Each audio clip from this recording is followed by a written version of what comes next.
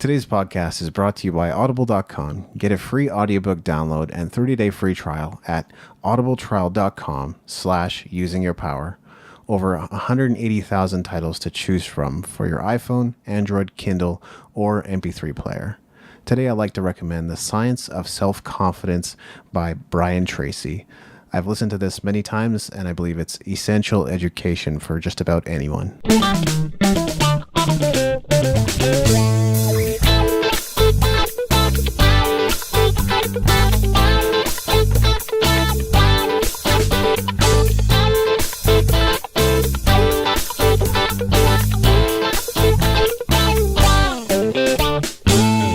Welcome to usingyourpower.com, and I am Maveen, Kaura. And I'm David Andrew Wiebe. Okay, so today we kind of decided to switch it up today. Usually David does all the intros, but we decided to go with myself trying it out for the first time, so I think that went okay. That might have surprised some people, hey? Yeah, I think so. I think after you listen to something 21 times or more, you probably get programmed to thinking that the same person's going to keep talking. So I think by switching it, we maybe try to keep some people on their feet. That's right. Changes the dynamic just a little bit. But yeah. Hey, by now people have heard the theme song, 10 times, 20 times, however many times, depending on how many times they've listened to the podcast, because it plays at the beginning, at the end too, right? So absolutely. And, I'd love to ask our listener what their feedback on our theme song is. Yeah, we'd love to hear it, and we're open to changing it up maybe down the line. I think we're very happy with what we've got right now, but, we're also open to exploring other ideas. There's no voiceover for it, so there is that, but I think it still sounds good as a music track, right? Oh, I love it, man. I know you recorded it, so, it's a good, I think about 20 seconds long, and it's upbeat, and, as soon as I heard it the first time when you played it for me, I was like, yo, man, this is perfect. I love it. It's exactly, a nice mix between the way me and you think and talk. I think that the instrumental there just plays it perfectly for the show as well. Yeah, very funky and very succinct. And I guess that's what you want in a podcast theme anyway. You don't want to keep people listening to music for a minute or 3 minutes or whatever, unless it's like a really well orchestrated song. Right. No, for sure. So what do you suppose that we should be talking about today? Well, I guess we're going to take a look at getting back to your 2017 goals. So many of you out there probably have set goals. We know that a lot of people do set New Year's resolutions, and if not New Year's resolutions, then they still have certain goals that they want to achieve for the year. And I think it's important to just get periodic reminders like this one to go back and have a look at how you're doing and how you're progressing. And even if you got off track, don't be discouraged, because you still have the opportunity to maybe rethink or come back to your goals or think about why you're not actually moving forward with them, and then come back and think about what your goals maybe should actually be instead of what you originally set them to be.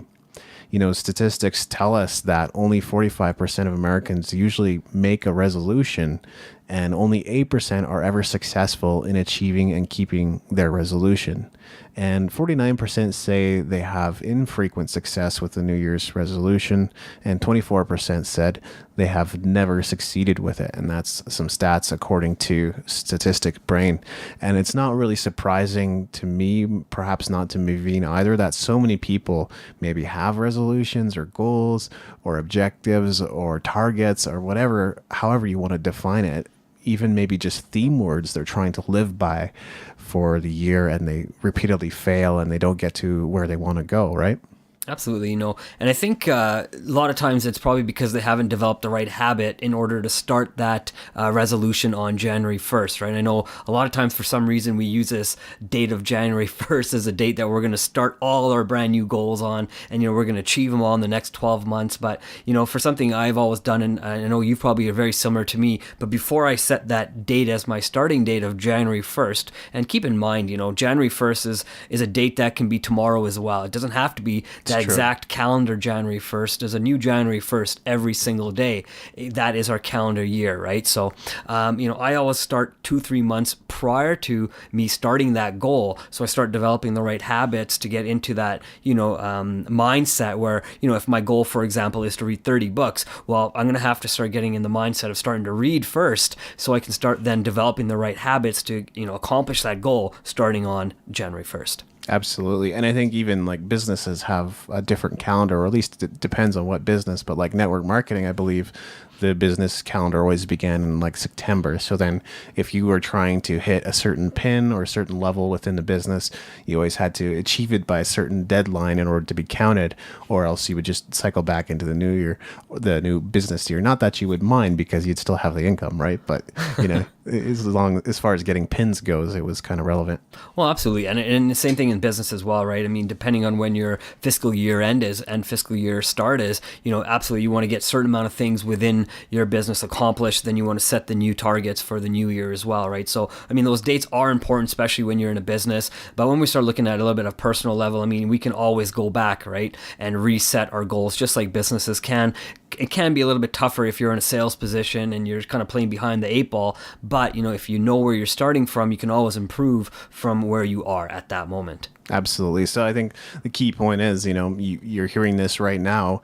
Maybe now is the right time to rethink your goals, or maybe just review them and reflect on them and think about them. If you're not moving forward in the way that you expected, just, tweak and restructure how you're planning to achieve them, or just set it for another 12 months ahead.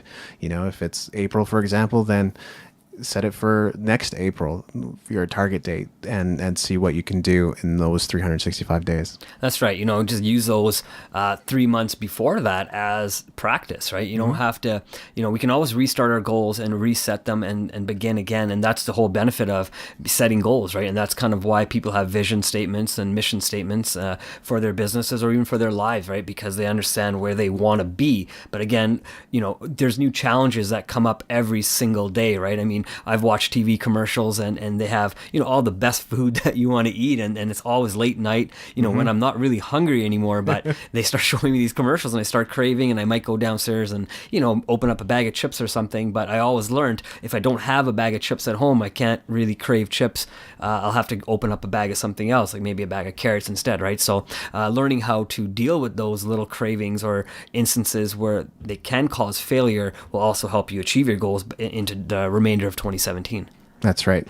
And we're living in the now, but like the results that we have now aren't necessarily a reflection of what we've done in the past. And that's sort of a difficult concept for all of us to accept. You're already on a trajectory. You're already moving towards certain things based on your habits, based on things you've accomplished, based on things you've already done. You're just not necessarily seeing all the results of the work and time and effort that you've already put into them. So don't get discouraged. Don't go back to the past down memory lane and go, gosh, like based on yesterday, I still haven't gotten to where I want to go. You don't know the things that you've already set in motion by writing down those goals, working towards those goals, working on those habits. And so don't evaluate today and go, I'm not where I want to be. Rather, know that you're on that trajectory. You've already put the train in motion and it's on those rails, and you just got to keep it on those rails. Yeah, man, I love that. It's so true, right? You speak your goals into reality, right? That's one of the things I always heard. Right. And the other thing I always heard is what you just hit on as well is, whatever you do today, the results of what you do today, just like our show, right? When we did our episode 1,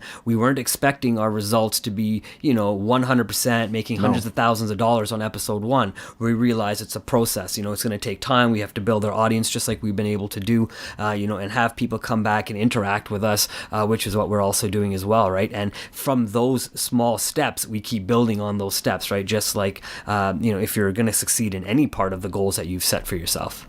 I think that's a key point, because a lot of people are going to look at maybe some quote unquote instant successes, which more often than not were 10 years in the making, or they're also going to look at bloggers or podcasters that got everything, in order within 8 episodes or 10 episodes of starting, and they have this huge audience and tons of money coming in.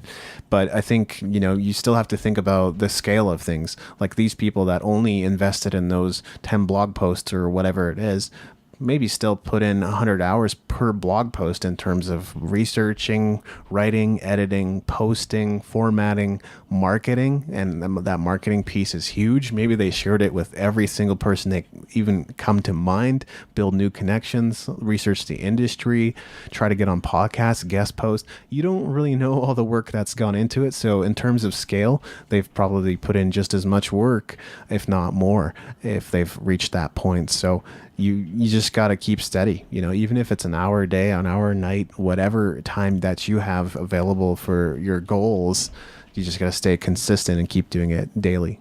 For sure. And, one of the things that we've sat down and did as well was we looked at what we want to accomplish for this show as well, right? We're going to sit down, know what we want to do, the type of products that we want to put out to our listening audience as well, right? So those are the things that we will obviously do in 2017. But again, if we're not on track to that, that's okay. We sit down, we review our goals, and then just kind of figure out how to get back on track, or even see if those are even important for us to do anymore, because they may not line up with what our audience is asking for, or what is needed for us to do anymore. Yeah, we're both big book readers, so that's one of the reasons why we kind of started with the things that we've started with. But obviously, we're thinking about other monetization strategies. I think building an online community would be awesome, and interacting with people that way. I think doing live events periodically, bringing people together in one spot, and sharing ideas and thoughts and new insights into the various things that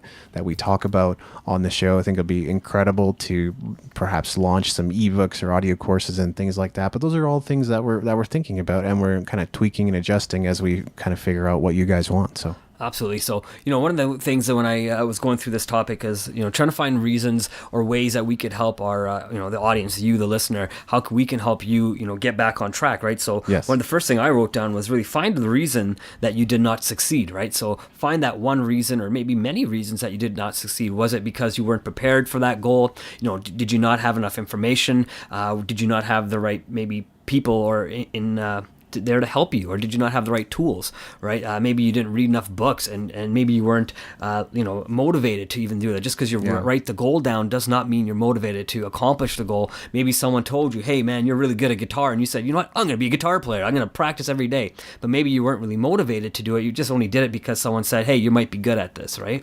I think that ties right in with the questions that I wrote down in advance for our listeners. So I'll definitely provide opportunities for you to chime in with your some thoughts on these too, Mav. But I think these are all questions worth considering if you just don't feel like you're moving forward with your goals. The first is, are your goals written down? Is it have you actually taken the time to put pen to paper to write them down?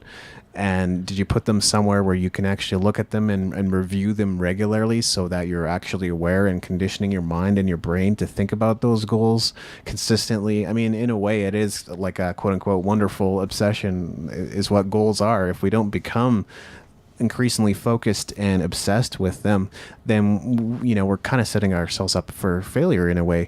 It's really weird, because you would think, well, obsession's not a good thing, and true, like there's a lot of things where obsession is not a really great quality to have. But when it comes to goals, you want to be driven, you want to be right on them, and to be thinking about them constantly. So without those regular reminders, I think we get off track pretty easily. And you think of an airplane, it's off track 99.9% of the time, constantly course correcting to properly arrive at its destination. So without course correction and thinking about where we're trying to get to and how we've gotten off track, we could easily miss the mark with our goals. Right. I do like the idea of writing your goals down. That's such a huge thing, right? That's one of the first things I read when I started reading, books about goal setting and whatnot, right? Write your goal down and write how you want to accomplish. I always, heard that you should put a date at the end of it, right? I mean, I guess that's what we're doing when we're setting New Year's resolutions. You're saying, this is what I'm going to accomplish in the next 12 months. Now, it doesn't have to be something that takes you 12 months to accomplish. It can be done a lot quicker for certain things, and some things may take you 2 or 3 years. You're just really setting the foundation for accomplishing that goal 2-3 years from now, right? But I do like the idea of writing the goal down. If it's important to you, you should write it down. You should review it. One of the things that you said too, I loved it. And because if you're not reviewing that goal that's written down, how do you know that you're going to be on track to accomplishing that goal as well?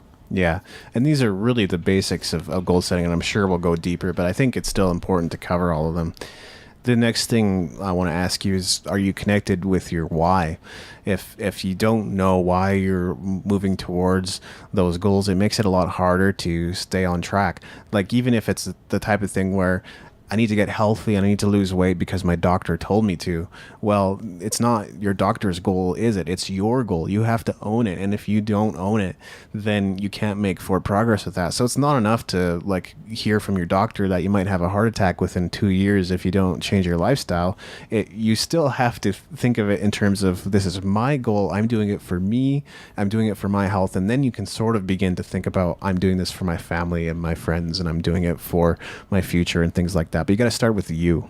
That's right. And, and one of the things you have to, I think, look at too is how to connect yourself to that want and need, right? I do love your example of the doctor telling you that, hey, you're going to, if you're going to die in 2 years, if you don't start taking care of yourself, how are you going to take ownership of that as well, right? No, just because a doctor tells you that, are you going to give up and say, I got 2 years, I'm going to go live life for the next 2 years? Or are you actually going to try to extend your life and start taking care of yourself? Because sometimes it's something really simple, like cleaning up your diet, maybe exercising a little bit, going for a walk, finding ways to de-stress.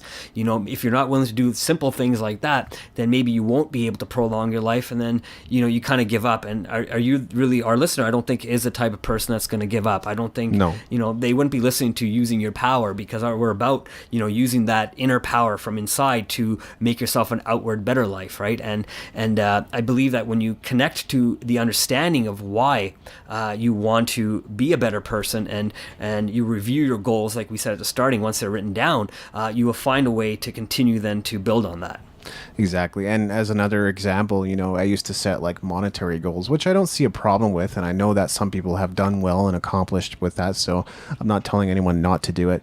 I just know that for me, whenever I set goals like I want to make 6-figure income this year, it actually didn't motivate me. So I knew that it wasn't connected with my why. I think my why is more tied to helping people and teaching them and educating them and sharing them with them, as opposed to just some kind of monetary goal. And I think the money will come if I focus on the right things. Right. And that's kind of why we did the episode on how to make $100, right? Because we could have done an episode like a lot of the other podcasters and bloggers out there and said, hey, how to make $1 million or how to make your first 6 figures. But, if you have to know how to make a simple $10 or a simple dollar before you can learn how to make more and add more zeros to that, right? So I think when we did the how to make $100, it's something that people know how to do, is make $100. But can you take your spare time and then turn that, into $100? It could be a little hobby or whatnot, right? So, I'd love to tell people how to make 6 figures, but we're on our way to projecting to get to there as well. Yes. So until we get there, we won't be doing a show on that, because it's not really coming from a factual place, right? I know myself and yourself, we can go online, we can research all the notes, put a great episode together, and then tell people, hey, this is how you make $100,000. But it's not going to be real. It's not who we are, and we're going to project to be different people than who we are, right? So we really want to make it and bring it right down to the simple things, how to make $100. If that can be, a simple goal, and it can be done by helping people, like you said, and I think that's what has brought me and you together, actually. Is because we do want to help a lot of different people, and we're not only focused on making money. Absolutely, to live the lifestyles we hope to live, we're not looking to live maybe $10 million lifestyles. We're looking just to be able to take care of our families right now, and have enough income coming in where we're in control of our time. And we did a little talk on that as well with time and money. So if you haven't heard that episode, definitely go take a peek. Absolutely. And I think it's more exciting for us to document our progress and then share it with you as it comes along. It's a lot more fun for us. And you're exactly right. We could do all the research and put together an episode on how to make 6 figures or $1 million or whatever. And we know different ways people have achieved that lifestyle, but I think it would be better once we're actually there. And my next question then is, are you willing to make changes in your life to accomplish your goals? A lot of people will set goals and then their lifestyle doesn't really change, or their habits don't really change, or the routine doesn't really change. And they don't realize that that's something that needs to shift in order for them to actually accomplish their goals. So for example, you go in with the best intentions, but you realize, okay, I don't really actually have an extra hour in my day. What do I do? And at that point, you might actually have to get up an hour earlier or something like that in order to begin working towards those goals. And that's kind of connected to another point, which is just, are you willing to do whatever it takes to move towards that goal? if not, I mean, there's it like I said earlier, you sort of have to get obsessed with that goal in order to move towards it and achieve it. You need to be thinking about it regularly every single day. So if that's not the point you're at, you're probably not willing to make the proper sacrifices or the necessary sacrifices to get that goal. Absolutely. You know, one of the things I like what you said was even get up an hour early, right? So, Yeah. I mean, that is something we can do, and you have the option to do. And that's actually one of my goals for this year is not necessarily to get up an hour early, but it's to get up an hour early so I can meditate and still be able to do all the things I want to do. So the way I started that was I started by setting my alarm, and then, you know, I knew what time I woke up. I woke up at 6:30 every day, but then every day I would just set my alarm for the 5:30 time. But now I just get out of bed 10 minutes earlier every single day until I've made it a habit of getting out of bed by 5:30, and now it's just a daily process where I'm getting out of bed at 5:30 every day, right? So now the other thing on the flip side of that is, do you really need to get up an hour early, or do you need to look at where do you spend your time every single day? Yeah. So one of the things I actually wrote down was, you know, maybe we need to take a look at our own schedules and see what is actually taking the majority of our time in our schedule. Are we filling it with things that are important for us to get us to our goals, or are we just kind of filling it with the fluff of the day and then trying to add our goals in there, you know, whenever we can, right? So we really have to, I think, make our goals, you know, the most important. Like you said, you know, if that's what you want, you have to live it, you have to breathe it. Those are the things that, you know, ignite you, and those are the things that, you know, trigger the excitement within yourself, right? So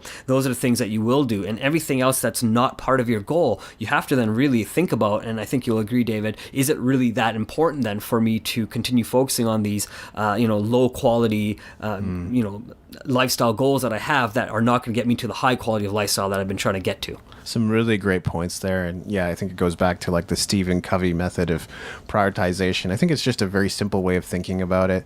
It may not be like the ultimate time management practice, but it certainly does help you think in terms of what your priorities are. So many of us focus on high urgency, low priority tasks, and that's pretty much your to-do list. It doesn't mean that those items don't need to get done. Absolutely, they might have a deadline. I know I've got a to-do list right in front of me right now, and that tells me what I need to accomplish this week in terms of the various writing assignments and other things that I'm doing, and some things for my website too.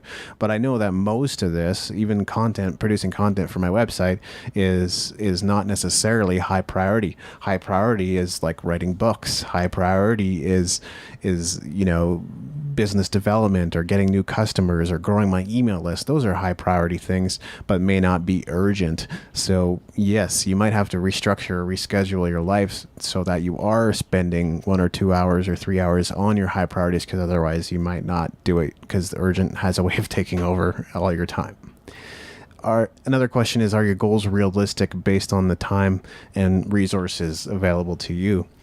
And that kind of goes back to the last thing I said about time, but in terms of resources, you know, does your goal require you to put a lot of money into it in order to be successful? And if so, like, where's the income coming from in order to support that goal? So even with something like, I want to do 80 paintings this year, great. But can you afford all the canvases, all the paint, all the tools that you need in order to do all those paintings this year? I mean, you'll find the time if you're passionate about it, but what if you don't have the money to support that? Right, and I do like the idea what you said. You know, I'm going to do 80 paintings this year, but then I think you also got to decide what are you going to do with those paintings as well, right? Is your goal to then make money off those paintings, or is your goal to just hang them in your own home? You know, are you giving them away to friends? And once you kind of know what you're going to do with those paintings as well, right? So if your goal is to, let's say, sell those paintings at, let's say, $500, then of course, absolutely, you're going to be able to afford the additional canvases, the paints, the brushes, and everything. But if your goal is to just hang them on your walls or give them away for free, then your point is absolutely great, right? Like, how are you going to pay for all the additional supplies?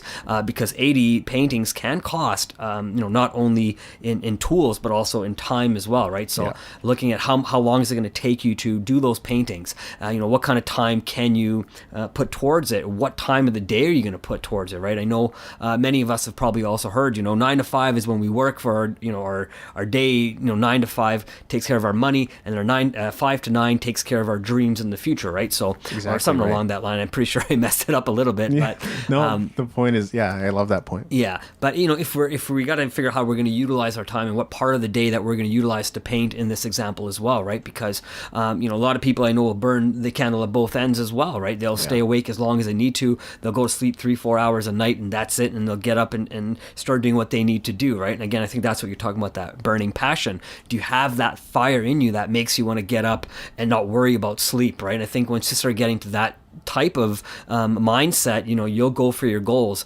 every single day. Yeah, and I think what you said is a great way of reconnecting with your why. Like, what am I going to do with those paintings? Okay, I want to give it away to friends. Awesome. Now you have a why for why you're going to actually do those paintings, and 80 is a lot. So yeah, you would definitely want some kind of motivation. And then the last question I just wanted to ask everybody was, do your goals inspire you? I think there is sort of that sweet spot that a lot of people talk about, something that makes you a bit uncomfortable, but not so uncomfortable that it seems impossible. So, you want to stretch yourself with your goals if possible. Maybe you have to bring on a new, employee or a contractor or a friend or a partner to help you with your project and take it to where you want to go. And that's the only way it's actually going to get done. Well, if those goals are inspiring you, you will do it. But if your goals are not really motivating you in any way, then they're not serving you. So it's time to rethink your goals. Right. And I just want to maybe have yourself, David, and our listeners here think about, are your goals inspiring you in a slightly different way? Just because the goals, let's say, are inspiring you, are they the right time of your life to be doing those goals, right? So for example, I know I want to travel the whole world, and that's something that inspires me to travel, and I work hard to be able to do that. But is right now the right time to travel the world? Or maybe 10 years from now, when I have all the right things in the background set up, where now I have enough money coming in, all the things I've taken care of it, and 10 years from now, that'd be a better time for me to travel the world, right? So I think your goals should inspire you to do things, but I think you should also look at the right timing for those goals, right? If it's a health goal, business goal, probably most likely that you're going to be thinking about now and the future. But if it's stuff like traveling, for example, then absolutely it might be something that you can do right now. But if you're struggling to be able to travel because you're throwing everything on your credit cards, it might not be a great goal. That although it's very inspiring, but it may not be a great goal right now. That's true. And that's, some people might take it the wrong way when you say do it, whatever, will be willing to do whatever it takes to actually get that goal, and then spend a ton of money that you don't have on vacations you can't afford. Well, that's not a really great way to problem solve. There are better methods. So yeah, that's a really great point. We all need to be thinking about that, what's realistic. And I think as far as health goals go, health needs to be ongoing. It's a great thing to say I want to be 40 pounds lighter, or to gain this much in muscle mass, or be this percentage of body fat or anything, but ultimately in the grand scheme of your life, and it might not be something you're thinking about if you're in your 20s, health has to be an ongoing priority. It cannot be just now or just later. No, for sure. And like they say, health is wealth. Yes. Right. And that's, I think we've said that a few times in a few different podcasts, and it rings true, right? If you're not healthy, you may not have the best. But then in the flip side of it, I've seen, you hear about people who drink every day and they smoke cigarettes or cigars, and they still end up living to 90 plus, right? So, yep. For the most part, those people aren't the norm. I think they're just the odd people that we hear about. But the norm is that if you smoke a pack of cigarettes a day, you will probably pass away, unfortunately. So it's taking care of yourself first before you can start looking at how to help other people as well, right? Because your goal may be, helping people and getting on track with that. But if you aren't helping yourself and taking care of your mental state and your physical state, then, that goal of helping people may inspire you, but it may not be able to inspire you to help them the way you really want them. Yeah, and I think that definitely goes back to what I was saying earlier, and I think I've even read this in a book, and it did challenge me at first, for sure, but you got to help yourself first if you want to help others. So out of the overflow of the supply that you have, you're able to help others. But if you have no overflow, if you don't have an abundance, if you're not prospering in that thing, then you don't really have anything to offer others. So don't be too quick to get there. It's like we got to fill ourselves up, and then we can share with others. And I'm sure, many talk show hosts or other inspirational figures like Oprah would probably say the same thing.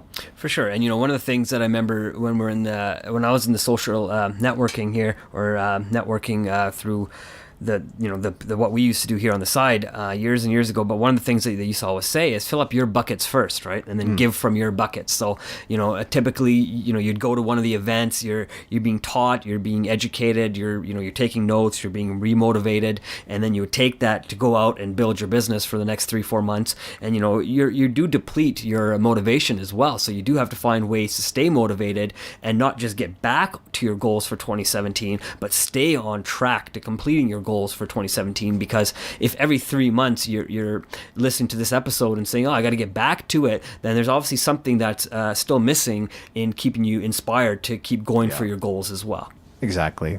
Like what we said earlier about course correction. So what's your next point, Matt? Awesome. One of the things that I was thinking about here too is if you're having trouble on getting back to your goals for 2017, the couple of things that I'm implementing for myself is not because I'm having troubles, is because I want to ensure I don't have troubles in the future. Is I'm actually going to be looking at getting a mentor, because I find that if I have a mentor, then I have somebody that I can stay responsible to for my own self, right? So, and it's somebody who can actually help me, as you said, course correct when I'm going the wrong way. It's kind of like the book The Slight Edge, like you mentioned it a few times in a couple different podcasts too. But as soon as I'm going in the wrong direction, that mentor can push me in the right direction. They can guide me. They can ask me the questions and say, hey, well, why are you doing these things? And really challenge the way I'm thinking, maybe my mindset, right? Also, my goal is to read more books this year as well, to kind of help me along with my goals as well. It's also to be more positive, right? I think if you're positive, confident, it brings about confidence as well. It not only gets you back on track, it keeps you on track, right?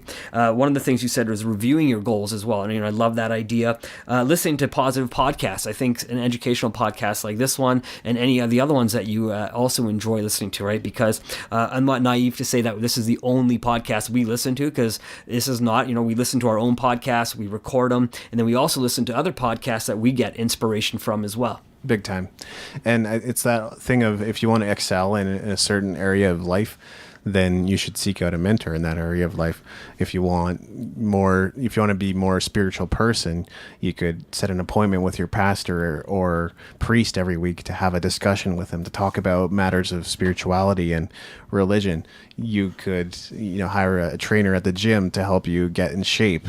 You can hire a business coach or find a business coach or mentor that's willing to help you along and move forward in your business. And it's especially helpful if you're looking for a business mentor to be in a different industry or a different niche than they are, because that way there's no competitive thing happening where you're giving away trade secrets or things that information that you don't really want to share with them. So whatever it is, and I'm thinking about along the same lines too.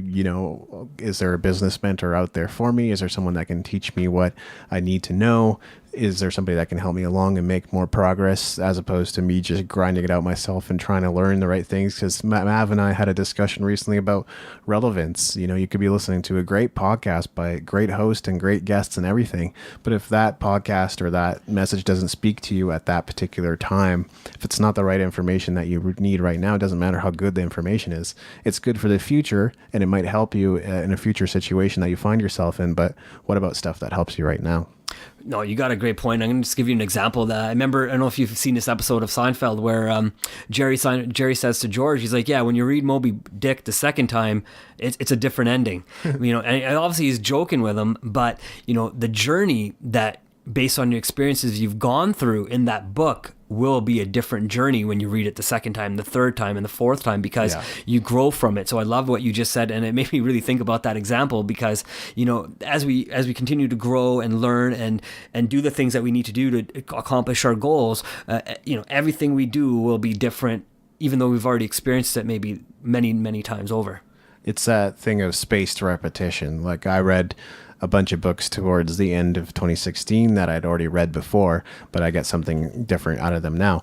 Like reading a leadership book when you're in network marketing versus reading a leadership book when you're in your business for yourself are two very different things, I was finding out, Mav. And I think I can relate more to the message now that I'm kind of doing something that I care about and believe in versus something that I couldn't really see myself staying in long term. Right. And, this is funny because even before we started speaking on this episode here, one of the things I mentioned to you is I'm not going to be reading as many motivational books Right. as I've read in the past. And you asked me, he's like, well, I guess you're motivated now, hey? And I said, absolutely. I'm motivated. I'm ready to go.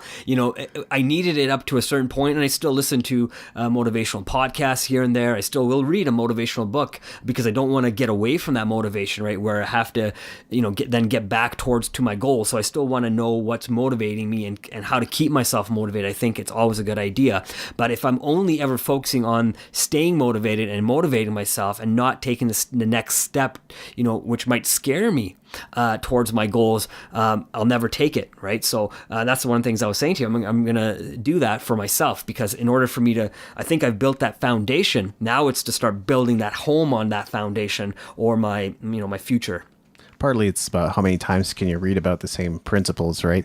Set your goals, think long term, be consistent in life, study, become a student. All these things are like true and very important. They just, after a while, they don't necessarily hit you the right or the same way they used to, maybe when you were brand new to personal development. Right. I think if you continually read those books or listen to those type of audio programming on repetition and don't take action on them, then the message eventually gets lost. True. I know for myself, I think that's where I was. So as soon as we started, putting this project together, it motivated me. I knew I wanted to do something like this. I wanted to, have my own website as well. I wanted to be able to blog, and I knew you were already doing it. So it's like, that motivated me when I saw you doing it. And now I know that it was possible for myself to do it. Right. And I didn't need that additional motivation once I started. And that's the key, right? Once you get started in applying the things that you need to do to get to your goals, that should be motivation enough. Because if that's not inspiring you to do it, then you have to rethink, I think, what your true inspiration really is then. Yeah. And I think that's also coming back to a thing of application being kind of tough. You read an entire book that's 200, 300, 400 pages. And if you haven't been taking notes, note taking is kind of a key point. If, you were half asleep as you were reading it, if the author didn't quite present it in a way that's immediately applicable, Rich Dad, Poor Dad comes to mind. There's books out there that, like, again, I think Rich Dad, Poor Dad is a great book. It's very inspirational. I think there's a lot of great things in it, but there's nothing in there about what's next. And there's a lot of books like that where there's nothing about. So application can be very difficult for a variety of reasons. But that's one of the reasons why I think it's good to, read through a book multiple times too.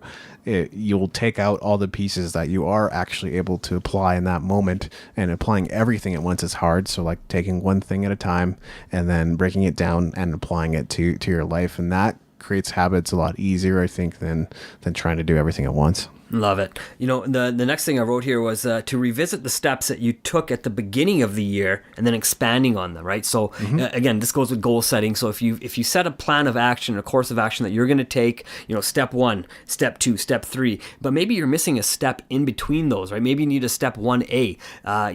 You decide to get up at 5:30, but then part of that step is you haven't decided to set your alarm for 5:30. You have to have a reason, right? Maybe you keep your phone by your bedside, but you want to get out of bed by 5:30, and because your phone's by your bedside, you always just hit the snooze on your phone, because guess what? No one uses an alarm clock anymore, right? So maybe move your phone to the other side of your bedroom, right? I mean, these are concepts everybody's probably heard of, but in order to get out of bed physically, you have to then go to your phone and turn it off, right? So find ways, so break it down. That's one of the things I learned by listening to Think Act Get. Actually, that's one of the things James Shremko said was, have an exact step-by-step, get up, set alarm, get up, pull the covers off, put one foot out, put the other foot out, stand up, and break it down to the simplest form, right? And then you follow those exact steps until you start doing them and they become a habit. Once it's a habit and you don't need to think about it, then move on to setting another goal. Absolutely. Another great thing that James Schramko talks about is the 5 whys, right? So sometimes getting to the root of a problem within a company is very difficult. So you ask your employee why, but the first answer that you get is not the right answer. So you go 5 whys deep. You keep going, why did it break down? Why was communication? Why was, so on and so forth? And you keep going until you arrive at the answer. I think it's kind of the same thing with goal setting and determining what your motivation is. Go deeper. be willing to ask yourself why 5 times and keep elaborating on that answer. Don't give the same answer every time. Give a new answer or a deeper answer or a more true answer to yourself 5 times. And I think you'll find that what your motivation truly is. Right. And I love that idea of asking yourself why 5 times. I've never heard that before, so I really like that concept. Maybe I just haven't got to that episode yet. Yeah, could be that. But I do like that idea, right? Because if you ask yourself why, then you are looking for that deeper understanding within yourself. Because if you know that you aren't hitting your goals, it's only you can really understand why you're not getting there, right? No one else can answer that for you. Yeah. Just like no one can answer why you're motivated by it either.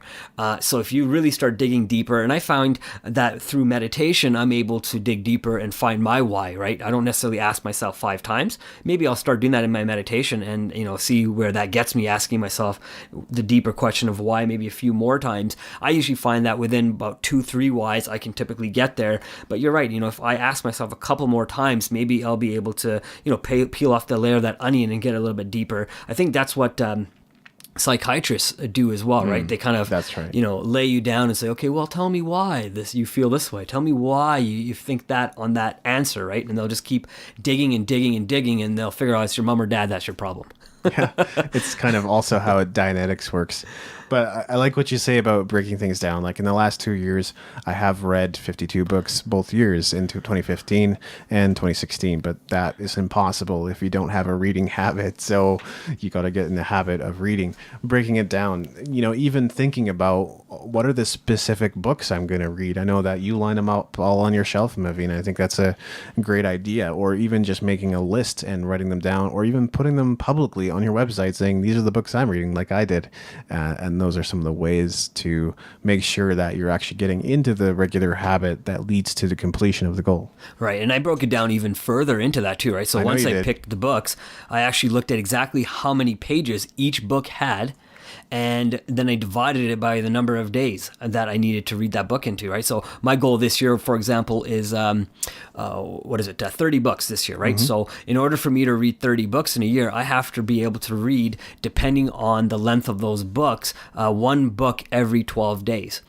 So I had to figure out exactly how many pages then I have to read per day to get to that goal, right? In some of my books, I just need to read maybe 6 pages a day. And obviously, I know I can read way more than 6 pages a day. So I'll probably end up reading closer to 20 or 30 pages a day and get done that book a lot quicker. But then some of the longer books, I got to read 20 to 25 pages a day or more. And my goal is always, I don't just read 25 pages, although that is my goal. I always try to read to the end of that chapter. So I do end up reading a few more pages than my actual goal is, right? So it's kind of going over that minimum goal that I've set for myself. So I know for sure that I will be able to, accomplish that goal by the end and maybe hit 31 or 32 books by the end of the year.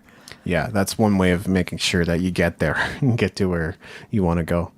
I wanted to talk just quickly about, rethinking your approach to goal setting if your current model isn't working. So a lot of different models are taught in the world. Probably among them, one of the more common ones, and I think well-meaning ones, is the SMART goals. Making sure that your goals are time-bound and they're realistic and specific and all that kind of stuff. Not just saying, I want to lose weight, but saying, I want to lose 20 pounds by this specific date, and thinking about the steps that you need to take to get there. It just something to think about is your current goal setting model could be holding you back if you find that you're repeatedly falling short. Like if you're falling short but you're coming close to your goals every single time, well, that's great. You set a goal to earn 6 figures, but you made 90,000. I don't know too many people that would be angry about that if their previous year's income was much less than that. So you've still come close to your goals. And so I think that's fine. But if you're falling way, way, way short, like you're not even getting to 30% achievement within your goals, it's maybe time to think about a different goal setting model. And let me give you an example.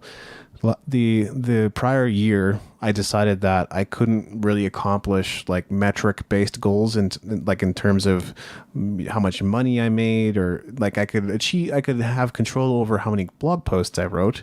So that's something I felt I have control over, but I couldn't necessarily think about how many subscribers I would get as a result of writing those blog posts. So I kind of put those metric based goals aside, and I made my goals all actionable. So they were all action steps that I could actually do, as opposed to being some kind of number that I was supposed to be reaching. I love it. And when you have the action goal, that's exactly what we're saying, right? That's an application. Yeah. So it's applying the knowledge you have. You know that if you keep doing the steps properly and guiding yourself through those steps, you'll eventually get to the goal you want, right?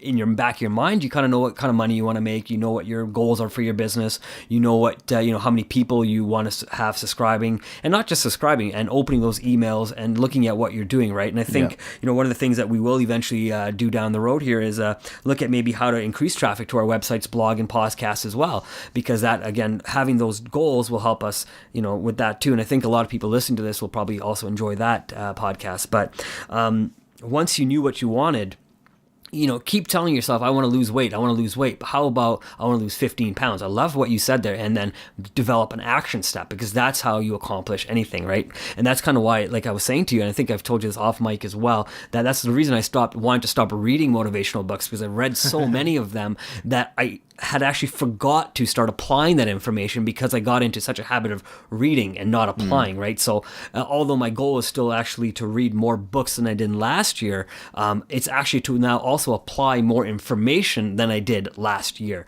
So I like that idea of as well, being able to, have the right steps to keep applying, and what you want will eventually come. And it's interesting, like I just read Virtual Freedom, or finished reading Virtual Freedom by Chris Ducker. It's actually a bit of a longer book too. I think there's 250 or 300 pages in it. But, it is a great book. I think it definitely covers the steps as far as hiring a virtual team in Philippines or overseas, or other places that you might be looking to hire people for, various reasons. It might be the reduced labor, or, cutting costs with office space and things like that. But there wasn't this, like, it's not all applicable to me right this moment as far as hiring a virtual assistant. Is it something I'm thinking about? Yes. And I'm also trying to think about whether it's better for me to hire a personal assistant that could be working closer to me versus a virtual assistant who's overseas and I have to give instructions to and keep an eye on. I don't know if one is necessarily easier or more difficult than the other, because I don't really have experience with that. But these are things that I'm thinking about, which is why I'm like reading a little bit ahead on what that would look like. But there were still some like 2 or 3 things that I could take away immediately. Chris Ducker spends one chapter talking about content. Well, content is something I'm doing daily, all the time, not just in my own business, but in other people's business. So he talked about like a simple research process to send to his virtual assistants for how to find keywords and how to put together content that's well researched and all that kind of stuff. So I was like, okay, well, here's a simple 4-step process that I can now implement immediately to increase the effectiveness of my content. So that's something that I'm taking away. But that's another, I'm just speaking to this whole idea of can be difficult to apply the knowledge at times, but still, if you're open, there might be 2 or 3 things you can take away from a book that are valuable to you right now. Right. And I liked what you said earlier about the idea of thinking outside the box as well, right? So I was listening to a podcast by Donald Kelly and the Sales Evangelist, and I don't remember the exact episode anymore, but what he was saying was, in the interviewer was saying, I guess, they were trying to think outside the box. So what they did was they invited 8 different businesses, and they invited, about 20 different clients or something like that. And what they did was like a speed dating kind of a concept. So that each business would get to sit with the client and have to tell their pitch, the 40 second pitch, their elevator pitch, and then, time, then you'd switch and you do the same thing again with the next client. And then it'd be a lot quicker way of finding the right match for the client as well as the business. And I just thought it was really different for the way they thought, right? Because if we keep using the same approaches to try to accomplish the goals that we've been always trying, what's the Einstein saying there? If you keep doing what you always did, you keep getting what you always got. Yeah. So, and that's the definition of insanity, right? So if you keep doing it and not getting to where you want to go, as you can tell by the statistics you read at the starting of the show, a lot of people unfortunately are falling short. So Well, and 50% of people are not even setting resolutions.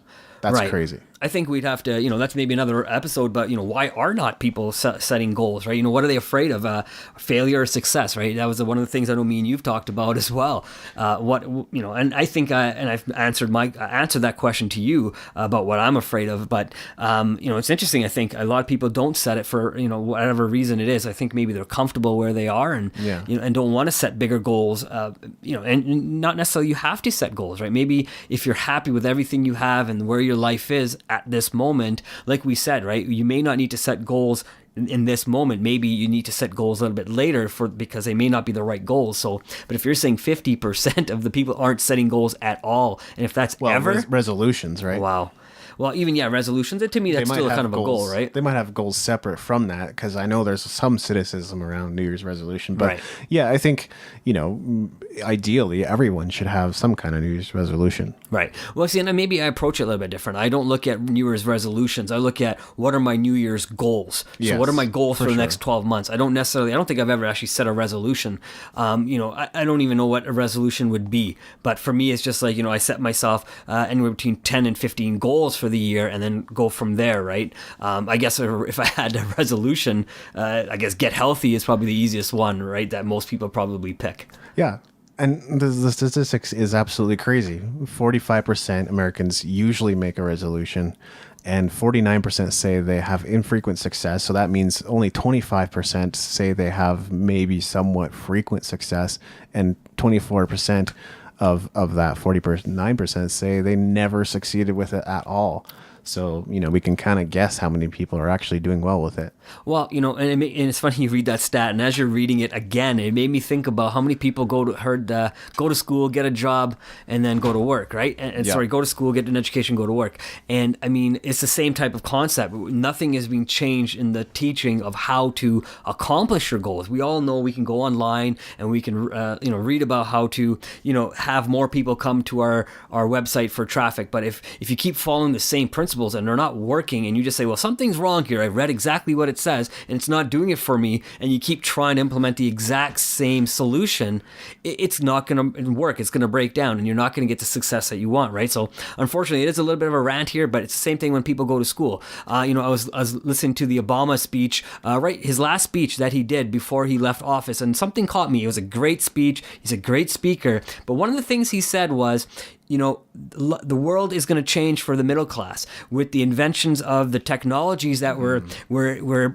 having. More jobs are going to be lost to technology. Then he turns around and says right after that statement, that's why we need to educate our kids. So you're telling me we're going to lose jobs in the middle class, but then we need to spend more money, or the kids need to spend more money, put themselves into further debt to not be able to get a job later. Makes no sense. So you have to really listen to what is being told to you and taught to you. And if we keep using that old mindset of setting goals, just like we're being taught the same thing over and over again without putting a tweak into your process, you're always going to get to these negative statistics that we're reading here.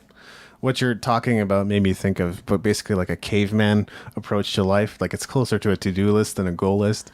Jimmy get degree. Jimmy have degree. Jimmy get wife. Jimmy have wife. Jimmy get home. Jimmy have home. Jimmy get car now. I get car.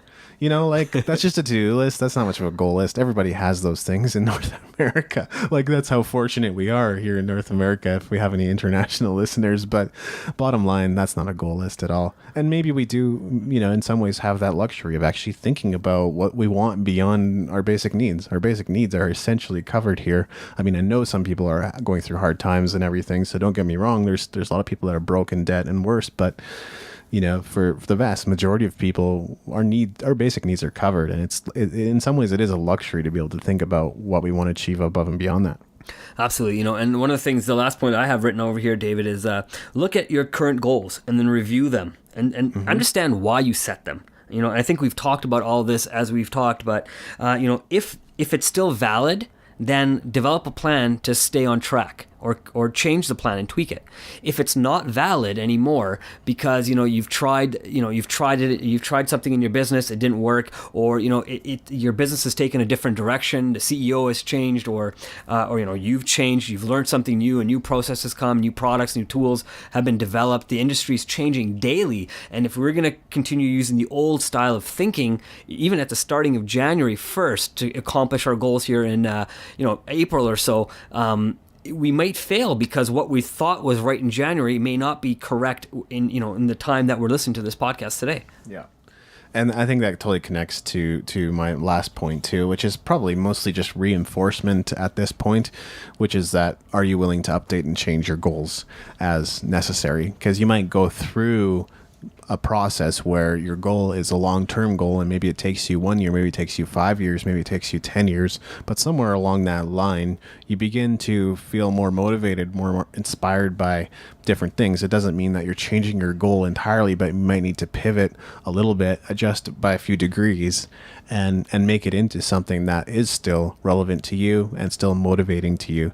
So you at points in, you might want to check at certain points every 90 days or every year or whatever works for you, just to see where you're at, and then ask yourself if that goal still matters to you. And if you're saying hell yeah, go with it, but if you're like maybe, then readjust, because that's probably not the goal that you want to go for. And also what I said about 90 days, I think that's another thing we can all do to better manage our expectations is living in 90-day capsules. And the thing about 90 days is it seems really short, but guess what? That's a quarter of a year. So setting 2 or 3 goals per quarter is probably the most you really want to do if you really think long and hard about it.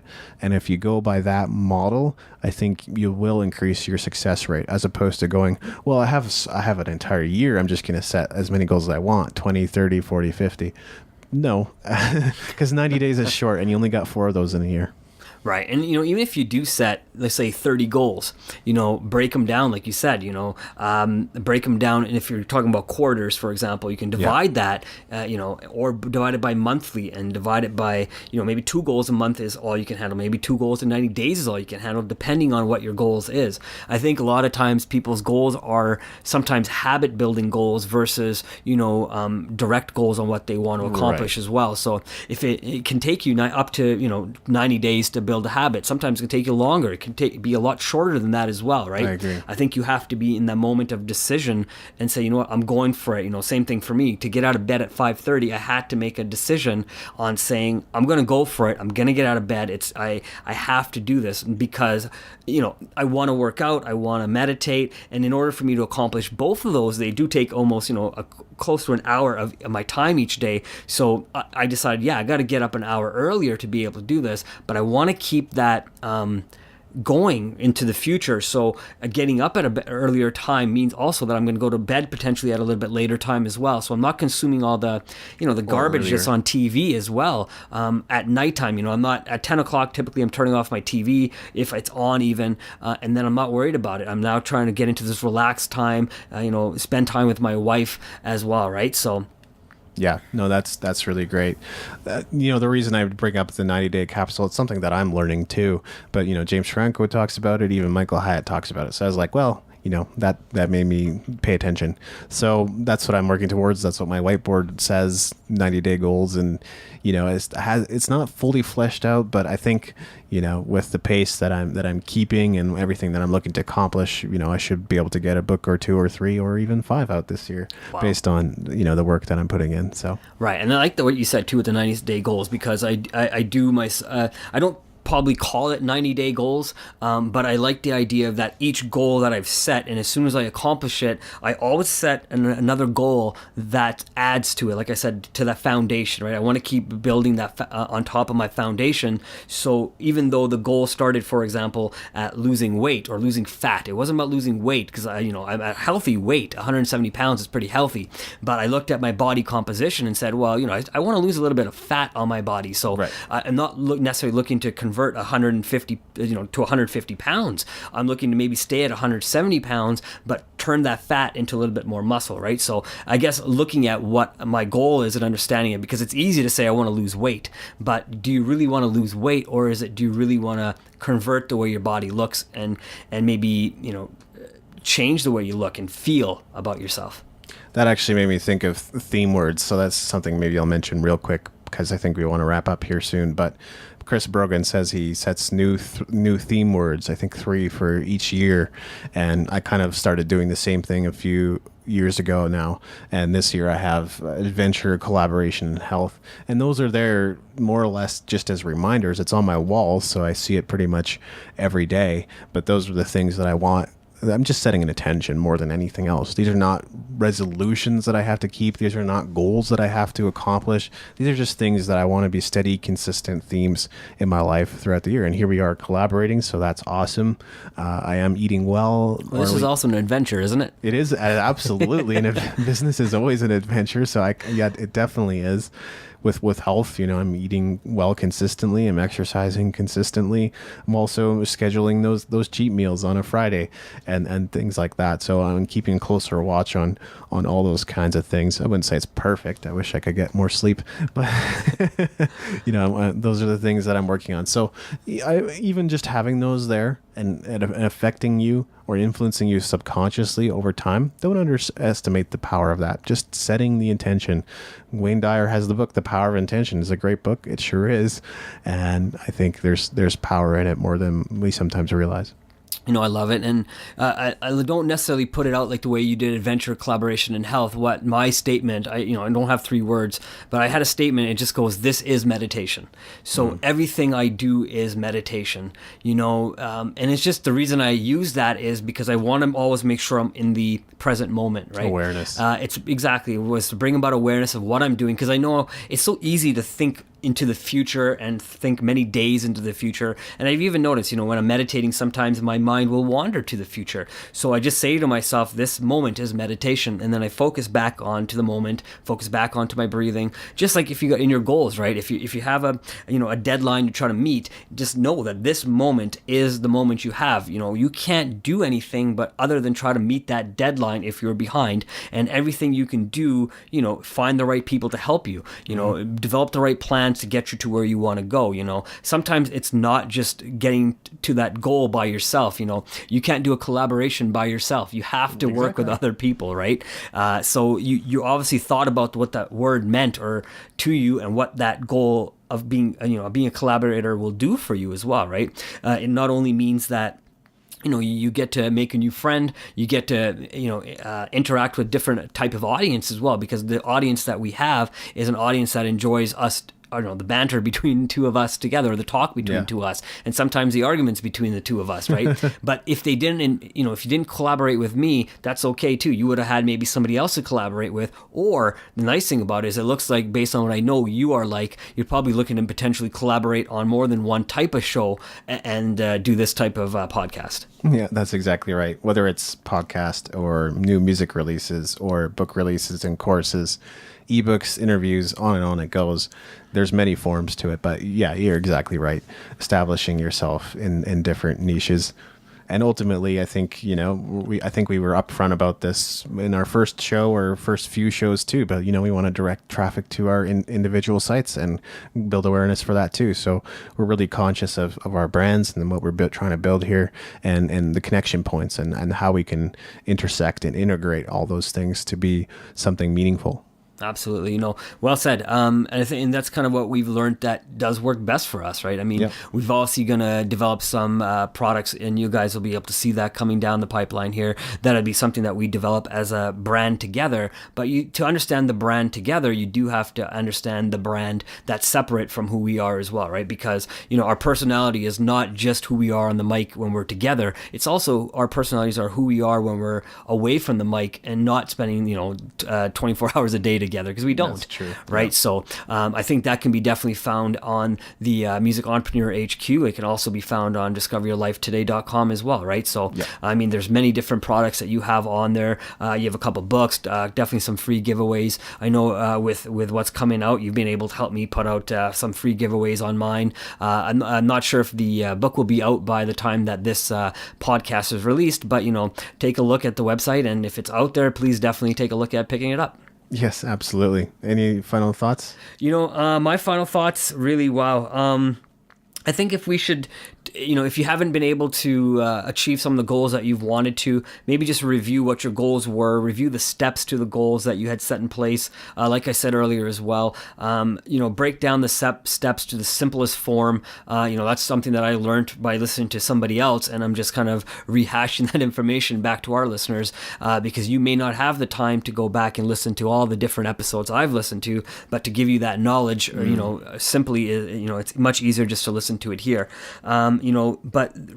Find a reason, and once you know it, tell other people about it. Review that reason with other people. Get other people potentially on board with your goal and get them to help you, because I like the idea of collaboration. No one is a self-made millionaire, no matter what they tell you. They'll always have people helping them. So just like when you're setting your goals, you're going to need somebody to help you and keep you on track to setting your goals and accomplishing your goals. Yeah, and to that point, not everybody is good at keeping other people accountable. So you got to find somebody who is good or is willing to learn how to do a better job of keeping you accountable. I know, having gone through, various accountability things in different contexts and with different people and for different purposes, it can be tricky. But, what you need is just enough of it. You may not need it for the rest of your life. You might just need it for the next month, 2 months, 3 months, maybe even a year. But after that point, you can begin to keep yourself accountable too. But I agree. If you have supporters, if you have people telling you, showing you, demonstrating that they care about your future, your goals and everything else, those are great people to keep in your lives and to continue to interact with them to make sure that you are on track. Well, thanks so much for joining us today. This has been Using Your Power. Find us at usingyourpower.com. Thank you.